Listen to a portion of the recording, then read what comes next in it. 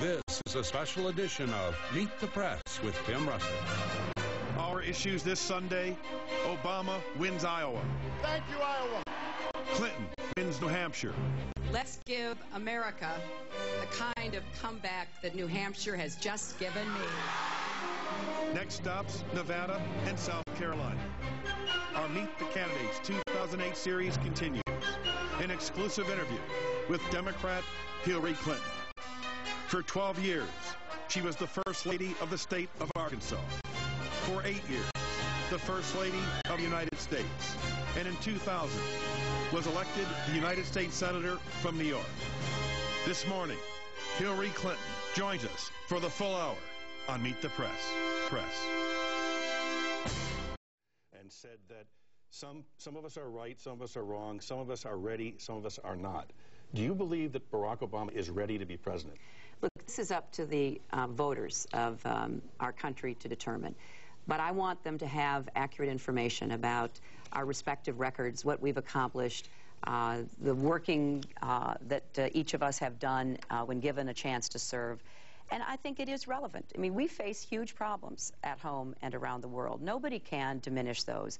And the next president is going to walk into that Oval Office on day one, having to end the war in Iraq, having to deal with what's happening in Afghanistan, the Middle East, and across the world, dealing with our tough problems from the economy going south to 47 million people uninsured.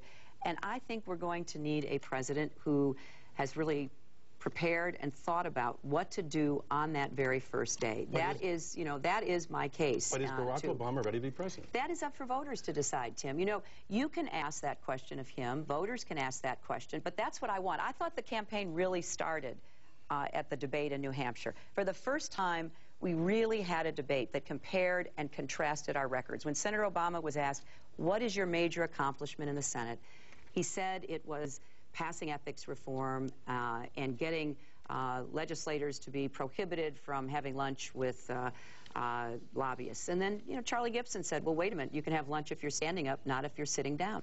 So if that's his main claim for legislative accomplishment, people deserve to know that. And finally in New Hampshire, we had an atmosphere where tough questions were asked and answered.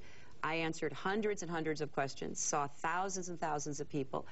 And I think that the results really speak to what people are hungry for. They want to get beyond, you know, just the coverage of the campaign, to really understand what motivates us, what we bring to this campaign, and what we will do as president. If you don't think Senator Obama is ready to be president, then he wouldn't be ready for vice president. Well, you know, you're once again taking words I didn't say. I'm asking people to compare and contrast our records. I believe that we need a president ready on day one. I'm putting forth my qualifications, my experience, my 35 years of proven, tested leadership, sometimes, as you well know, walking through the fires, being prepared to take on whatever the Republicans send our way. I want people to make an informed decision. Look, I trust voters. Voters decide on whatever basis they think is important to them. I just want them to have a full range of information to make that decision. Look, it's going to get worse. Soon the press is going to stop giving a free ride to Obama. They're going to really start scrutinizing him in a much tougher way. A Republican I know who's now in Congress here in Washington worked with Obama in the Illinois legislature, liked him or not, said he was a smart guy, got along with everybody, but he said he never had to push back on anything. It was easy for him.